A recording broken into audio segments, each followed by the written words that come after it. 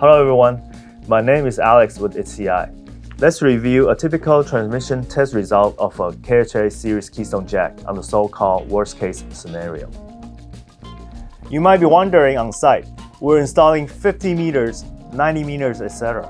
How do I interpret the test results of a half-meter link? Well, in terms of a near-end crosstalk, shorter distance usually provides worse results. You can consider the half-meter link as a go or no-go gauge. Generally speaking, test pass of a shorter link gives you the guarantee to any longer link, but it does not work the other way around. Okay, back to testing. Let's input the standard to ISO ClassEa. ISO ClassEa has more demanding test limit than TIA Cat6a beyond 300 MHz. Then hit the test button.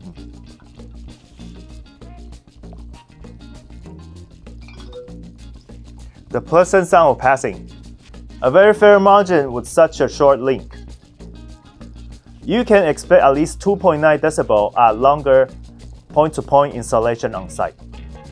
You just witnessed how a component-rated Keystone Jack should perform in the most severe configuration. Wouldn't you feel more confident on having these Keystone Jacks installed on site? I'm Alex with HCI Company. Thank you for watching.